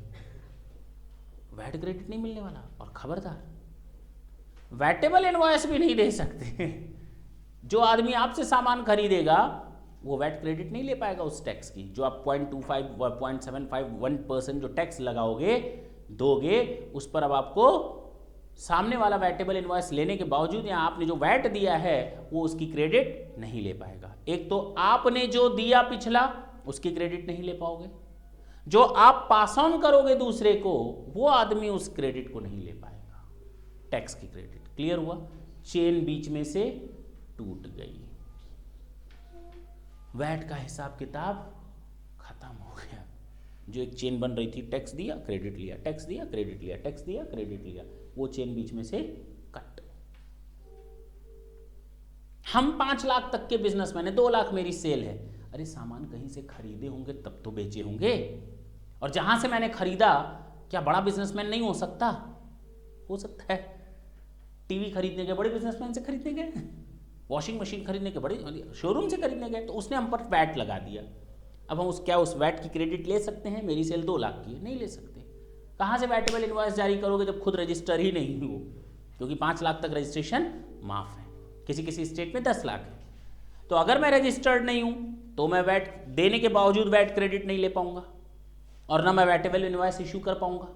और अगर मेरी सेल 5 लाख से 50 लाख है, मैं रजिस्टर तो हूं, लेकिन अगर मैं कंपोजिशन स्कीम में चला गया तो जितना पिछला मैंने टैक्स दिया है, भले ही 1 नंबर का मेरे पास बिल है, मैंने टैक्स दिया दिखाते रहो, उसकी क्रेडिट नहीं मिलेगी। और साथ ही साथ जो तुमने गवर्नमेंट को टैक्स दिया है, आने वाला बंदा जो आपसे सामान खरीदेगा वो भी उसकी क्रेडिट नहीं ले पाएगा। Is it clear now? सारा हिसाब किताब फिक्स है।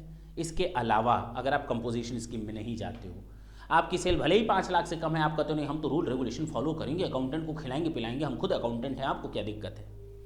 करो ना, कोई मना नहीं कर रहा। तब आप credit low, credit pass on करो, कोई दिक्कत नहीं। Is it okay? पक्की बात है। अब तो हमें नहीं लगता कोई दिक्कत होगी। जरा देखो वैट प्रोसीजर। तीसरा point, small dealer with annual gross turnover not exceeding ₹50 lakh shall have the option for a composition scheme with payment of tax at a lower percentage of gross turnover.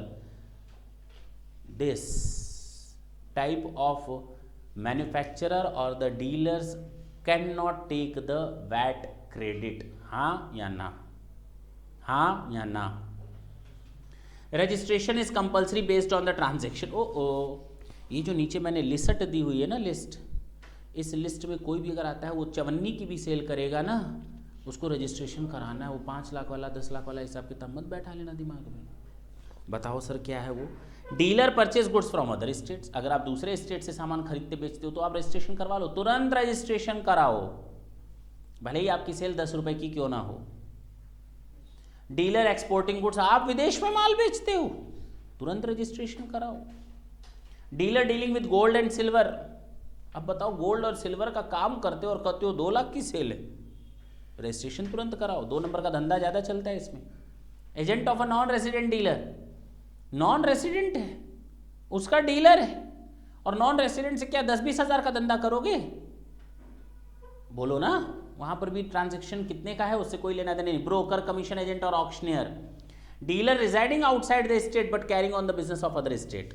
ठीक, इन लोगों को registration कराना ही कराना है, चाहे cell कितने की भी क्यों ना हो। ये लिस्ट याद कर लेना। चलो एलिजिबिलिटी मैंने बता दी, 5 लाख वाली बता दी ना? बोलो। कंपल्सरी रजिस्ट्रेशन, ये क्या भला है? बिल्कुल नई चीज है।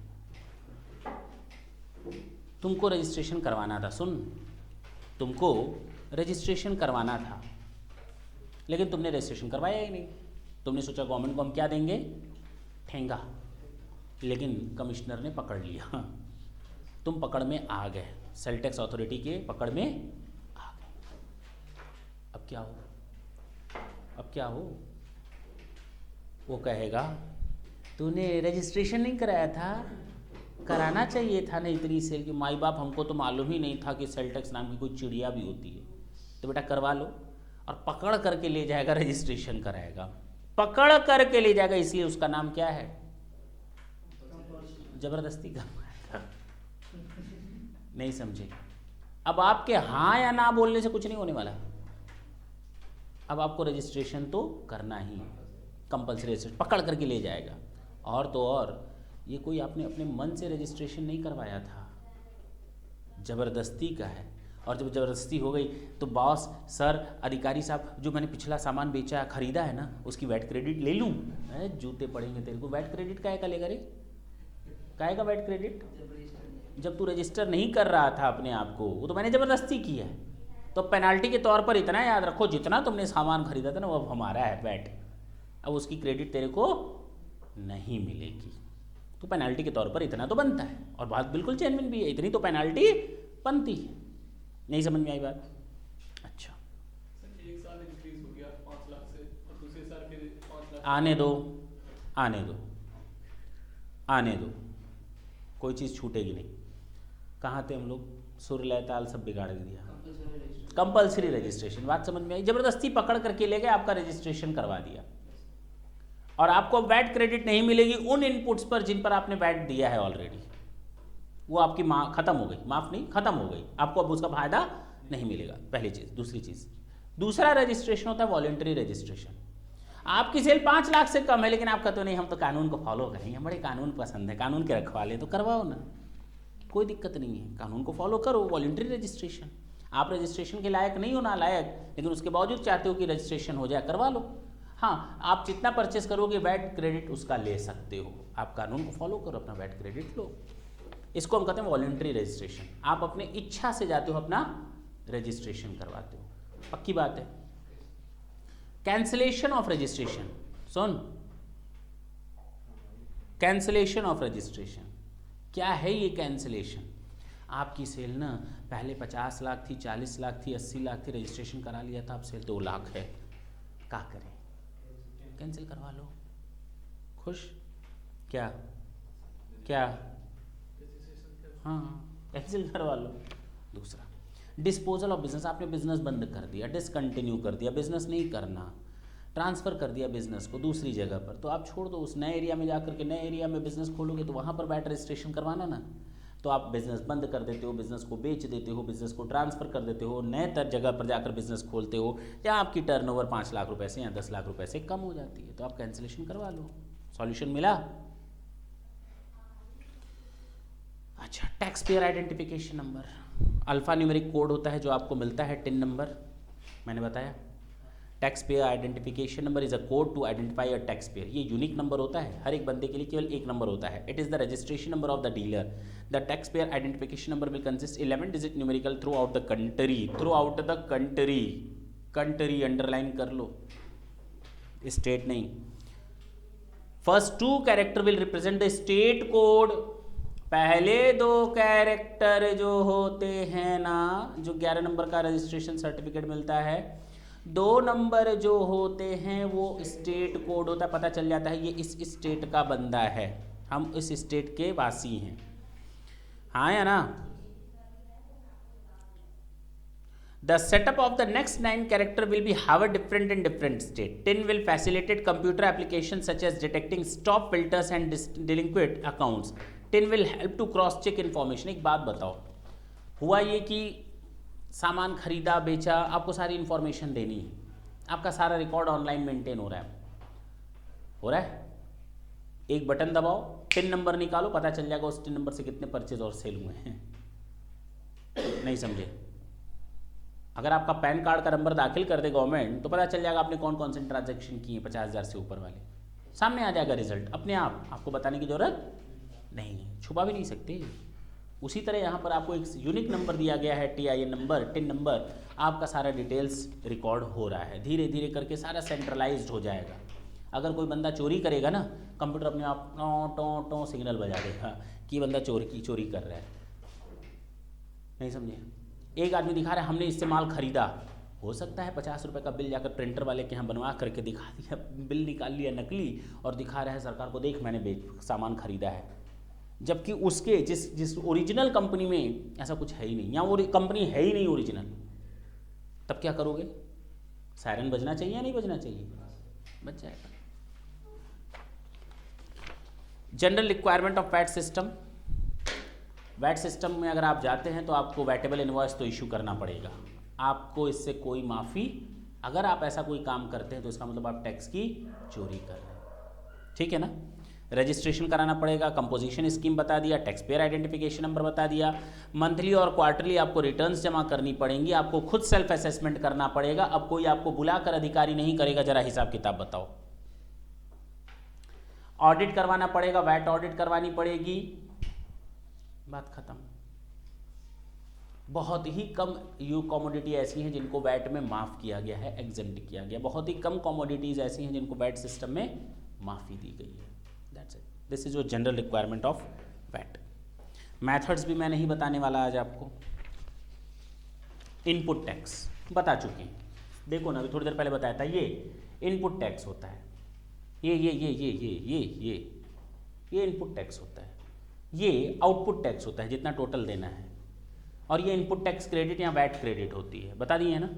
तो इनपुट टैक्स हो गया, आउटपुट टैक्स हो गया, इनपुट टैक्स क्रेडिट, तीनों चीज़ बता दी? अरे नहीं बता दी? हेडिंग्स दी हैं, इनपुट टैक्स क्रेडिट और आउटपुट टैक्स, तीनों बता दिया।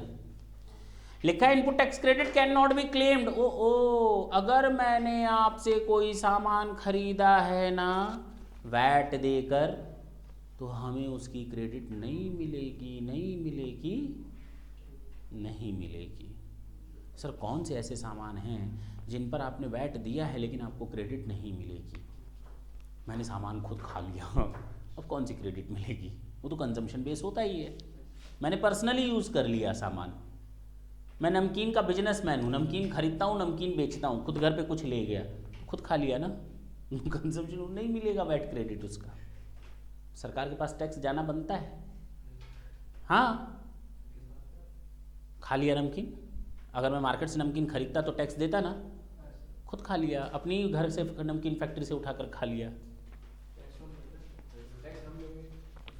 उसका वैट क्रेडिट नहीं मिलेगा। मान लो 100 किलो तुमने नमकीन खरीदी, 50 रुपए का टैक्स दिया था, 10 किलो खुद घर वालों ने खा लिया, तो उस 10 किलो पर जो वैट क्रेडिट मिलना चाहिए था अब वो नहीं मिलेगा, खत्म हो गया। सेल्फ कंजम्पशन बेसिस पर अल्टीमेट कंज्यूमर मैं हो गया। कंज्यूमर बर्दाश्त करता है टैक्स को, वो काहे की क्रेडिट लेगा। दूसरा, सामान चोरी हो गया, नमकीन चोरी हो गई फैक्ट्री से, तो कहाँ से मिलेगा? कंज्यूम हो गया ना, चोर ने खा लिया होगा। बात समझना, कंजम्पशन बेसिस पर हो गया। अगर आग लग गई, चोरी हो गया, इफ गुड्स, सुन लो, अगर गुड्स अनरजिस्टर्ड डीलर से खरीदे हो तो क्रेडिट नहीं मिलने वाली। Goods purchase for personal use या use for personal use, credit नहीं मिलने वाली। डिस्ट्रॉयड बाय फायर, स्टोलन और लॉस्ट, क्रेडिट नहीं मिलने वाली। फ्री सैंपल, आप बांट रहे हो फ्री में, कंज्यूम हो गया, क्रेडिट नहीं मिलने वाली। एंटर स्टेट परचेज, अरे दूसरे स्टेट से सामान खरीदो तब काहे का वैट? हम तो इंट्रा स्टेट सेल्स टैक्स की क्रेडिट देते हैं ना। यूपी से यूपी में सामान खरीदोगे बेचोगे तो उस टैक्स की क्रेडिट आपको मिलेगी। दिल्ली से दिल्ली में सामान खरीदोगे बेचोगे तो आपको उसके टैक्स की क्रेडिट मिलेगी। अगर यूपी से दिल्ली, दिल्ली से यूपी, दिल्ली से हरियाणा, हरियाणा से दिल्ली पर आपको कोई क्रेडिट वैट की नहीं मिलेगी, याद रखना, क्योंकि ये इंट्रा स्टेट टैक्स है, पहले ही दिन बताया था। अच्छा, डीलर पेइंग कंपाउंडिंग टैक्स, अरे कंपोजिशन लिख लो, कंपोजिशन स्कीम। कंपाउंडिंग या कंपोजिशन एक ही नाम है, दोनों अलग अलग नाम है, मतलब एक ही चीज़ के दो नाम है, कंपाउंडिंग या कंपोजिशन। वो 50 लाख वाला हिसाब किताब बताया ना। अरे एक तो टैक्स दे रहे हो 1%, 54%, और उस पर भी तुम क्रेडिट लोगे, नहीं मिलने वाली।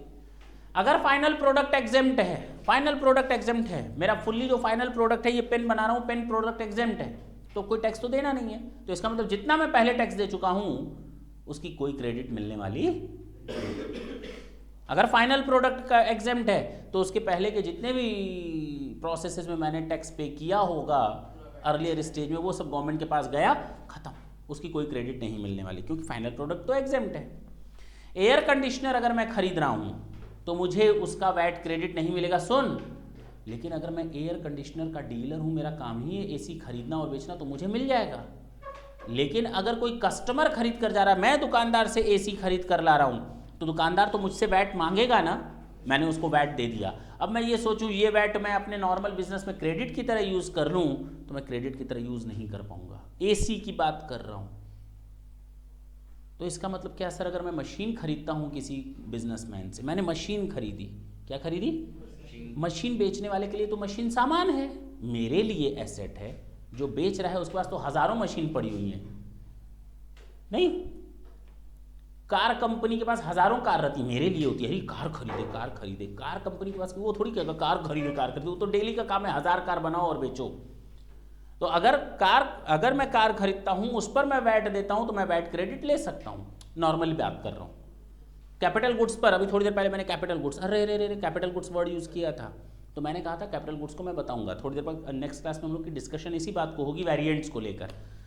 तो कैपिटल गुड्स पर हमें वैट मिलता है, मैंने जहां जहां वैट दिया है मुझे उसकी क्रेडिट मिलेगी, चाहे वो मेरे लिए नॉर्मल गुड्स हो, चाहे मेरे लिए वो कैपिटल गुड्स हो।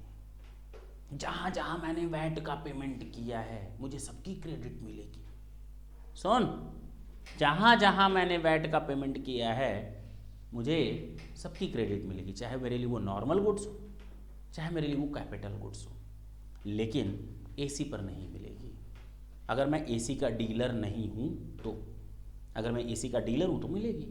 इसी तरह ऑटोमोबाइल दिया है ना, परचेज ऑफ ऑटोमोबाइल यानी मोटरसाइकिल वगैरह, बाइक वगैरह and accessories other than dealer in automobile, same वही चीज, हाँ या ना। खत्म हो गया। What is exempted sale? Zero rated sale उसके बाद दिया हुआ है। क्या फर्क है ये जीरो रेटेड सेल्स और एग्जेम्प्ट सेल्स में? क्या फर्क है जीरो रेटेड सेल्स और एग्जेम्प्ट सेल्स में? एग्जेम्प्ट सेल का मतलब होता है मेरा जो फाइनल प्रोडक्ट है वो एग्जेम्प्ट है। Zero rated sales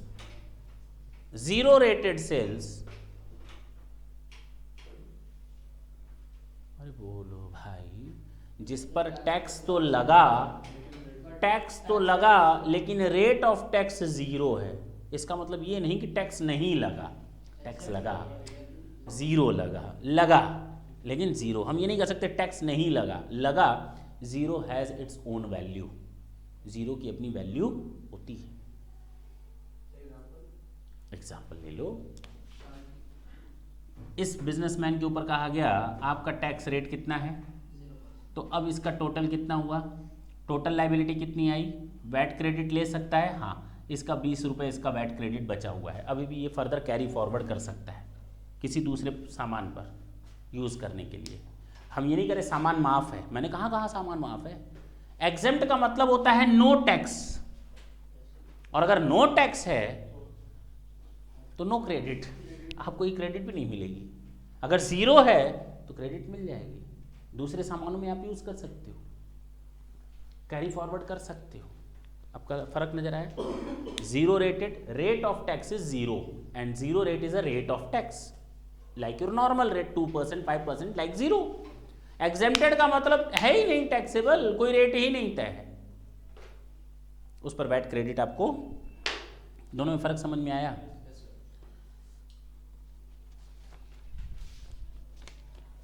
what is tax invoice? नहीं समझ में आ रहा भाई? जाहिर सी बात है, क्या कर रहा है?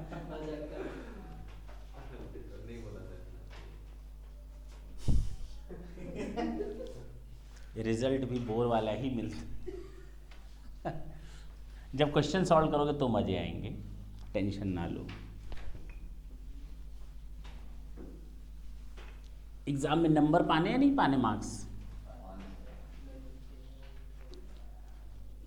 कुछ नया तो मिल नहीं रहा, नया कुछ मिल रहा है क्या? वही चीज़ घूम फिर करके वहीं घूम फिर करके। तो मैंने तो बोला ही था बहुत इजी चैप्टर है, केवल अब न्यूमेरिकल बचे, थ्योरी भी लगभग हम लोग की ओवर है। टैक्स इनवॉइस सर मत बताइए, आपने बता दिया, नीचे देखो content of VAT invoice. Tax invoice ऊपर लिखा था ना मैंने, देखो पॉइंट नंबर 1। दूसरा, name and address of the selling, seller का नाम था ना, मैंने कहा था ना यहाँ पर नाम लिखते हैं उसका, यहाँ फिर परचेजर का नाम लिखते हैं, देखो तो उसका नाम भी लिखा हुआ है। सेलर का टिन नंबर लिखते हैं ना ऊपर, वो भी लिखा जाता है, हाँ या ना।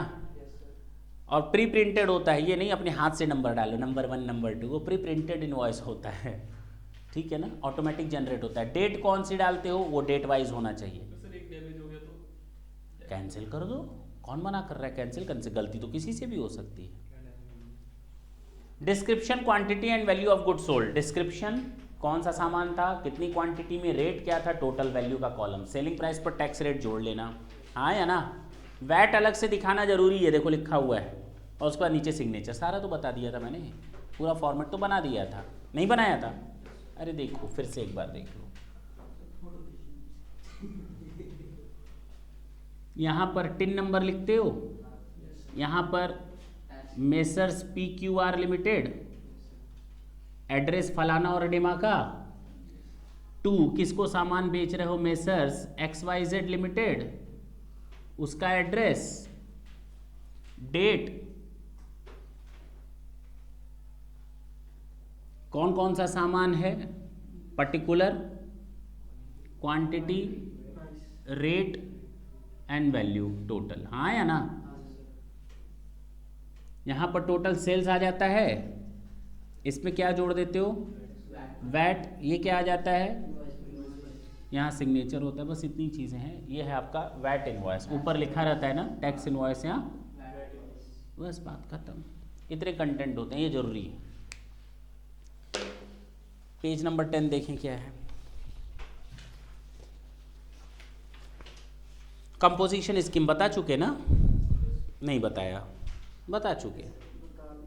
असेसमेंट कैसे होता है, आप खुद असेसमेंट करोगे, सेल्फ असेसमेंट, आप जो बताओगे आपको ईमानदार की मूरत माना जाएगा। हाँ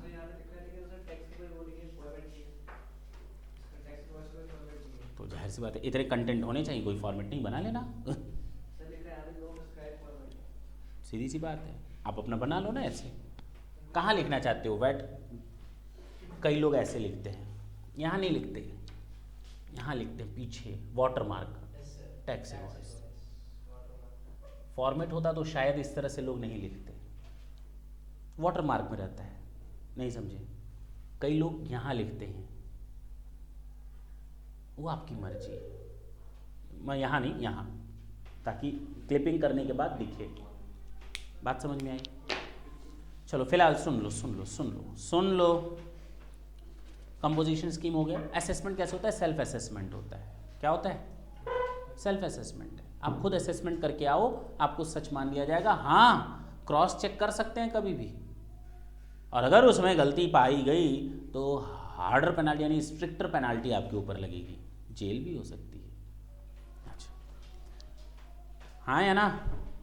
व्हाट इज सेल्फ असेसमेंट बता दिया। Will there be any random check of accounts? हाँ जी, कमिश्नर ऑफ कॉमर्शियल टैक्सेस में select assessment not exceeding 20% of the total assessment in the state. मान लो 100 व्यापारी हैं पूरे स्टेट में, उसमें से 20 लोगों को चुन लिया जाएगा, चुन कर बदला लेंगे, नहीं समझे? उन 100 में से 20 को निकाला जाएगा, नॉट मोर देन। 15 भी हो सकते हैं, 12 भी हो सकते हैं, 11 भी हो सकते हैं, 10 भी हो सकते हैं, 19 भी हो सकते हैं, 20 भी हो सकते हैं, 21 नहीं हो सकते।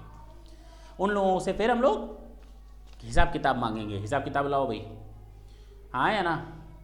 Weather input tax credit can be claimed if the original invoice is lost. अगर ओरिजिनल इनवॉइस का नुकसान हो गया है, जल गई, खत्म हो गई, गायब हो गई, तो क्या हमें क्रेडिट मिलेगी? जिससे मैंने कहा सामान खरीदा, हाँ मिलेगी। आप वहाँ से डुप्लीकेट इनवॉइस इशू करवा लो। हम कहाँ करें, आप बेईमान हो। आप वहाँ से डुप्लीकेट इनवॉइस रिलीज करवा लो, अपने बुक्स में लगा दो, अकाउंट्स मेंटेन जहाँ करते हो, आपको हम क्रेडिट दे देंगे। What are the transaction not eligible to tax बता दिया, ये अभी थोड़ी देर पहले पढ़ाया था।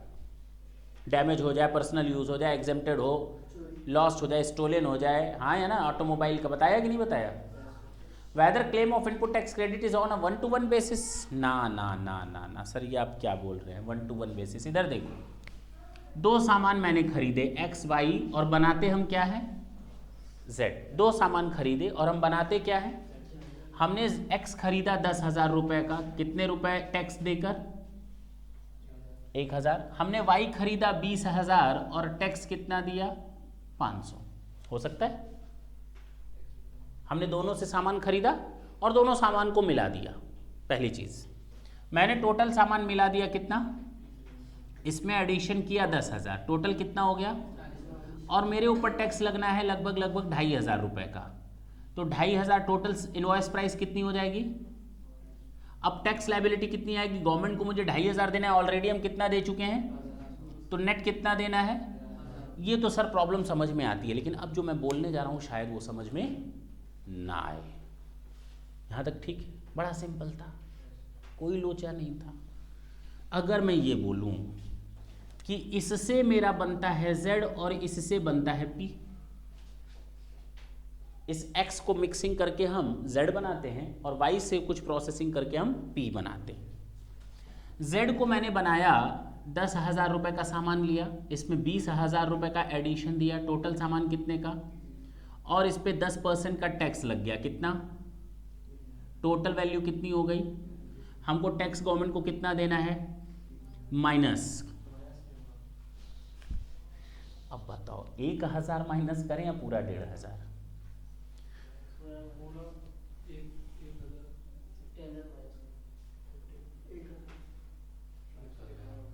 जाहिर सी बात है अगर ये बन रहा है तो कितना, 1,500, कोई फर्क नहीं पड़ता। क्या गांधी जी पर लिखा हुआ है ये किसका ये किसका, मेरे हाथ में मेरा, तेरे हाथ में तेरा, नहीं समझे। गवर्नमेंट को टोटल जाना था 3,000, गवर्नमेंट ऑलरेडी हमसे टोटल टैक्स ले चुकी है 1,500। हम ऐसा कोई अकाउंट नहीं मेंटेन करते इंडिविजुअल बेसिस पर ना। तुमसे मैंने सामान खरीदा, मैंने एक अकाउंट बना लिया इनपुट टैक्स, तुमसे मैंने सामान खरीदा उसी इनपुट टैक्स की गुल्लक में डाला, तुमसे मैंने सामान खरीदा उसी इनपुट टैक्स की गुल्लक में डाला, तुमसे मैंने सामान खरीदा उसी इनपुट टैक्स की गुल्लक में डाला, तुमसे मैंने मशीन खरीदी उसको भी मैंने उसी इनपुट टैक्स के गुल्लक में डाला, और हिलाया, छन छन छन छन आवाज आ रही थी, इसको मैंने सामान बेचा तो मैं टैक्स क्रेडिट लूंगा उसी गुल्लक में से सारा पैसा निकाल करके। अब इसका कितना मेरे को नहीं मालूम ना। अब समझ में आई बात, 1-to-1 कोरिलेशन नहीं सेट होता है।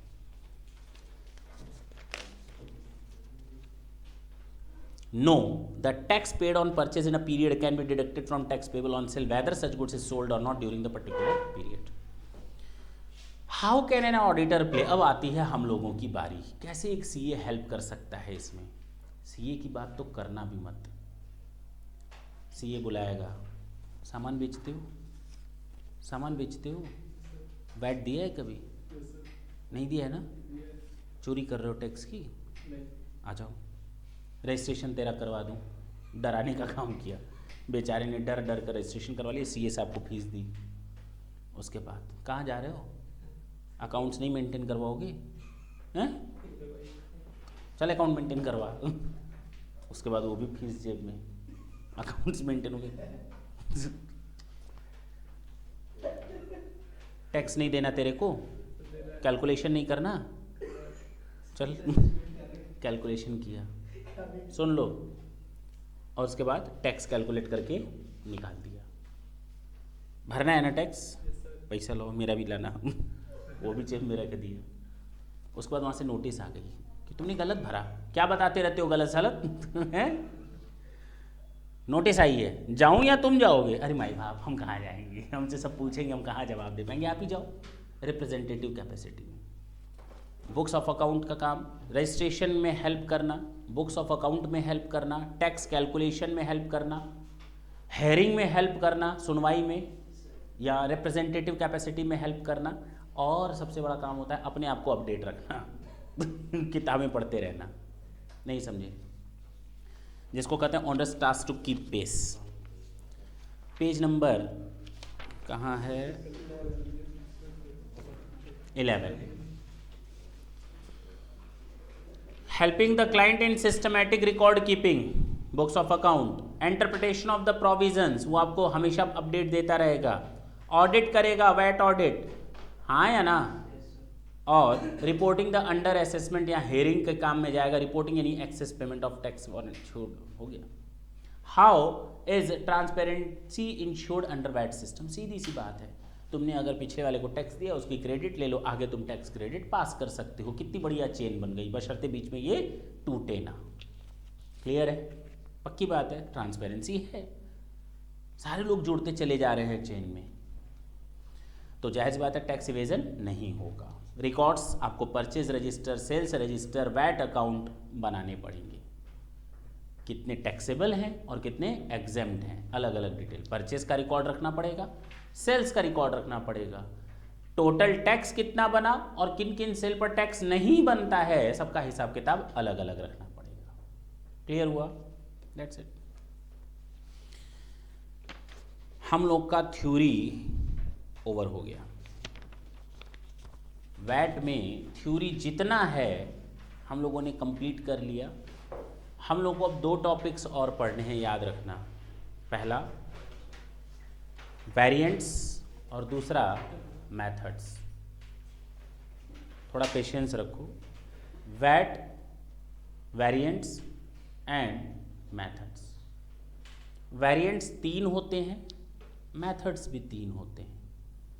मेथड्स होते हैं invoice method, addition method, subtraction method. Variants भी 3 होते हैं, gross product variant, income variant and consumption variant. हमें इन 3 और इन 6 टॉपिक पर नेक्स्ट क्लास में डिस्कस करनी है और न्यूमेरिकल सॉल्व करने हैं साथ साथ। हम लोग का ये चैप्टर क्या हो जाएगा, खत्म। मोस्ट प्रोबेबली नेक्स्ट क्लास में ओवर हो जाना चाहिए। थैंक यू बच्चों।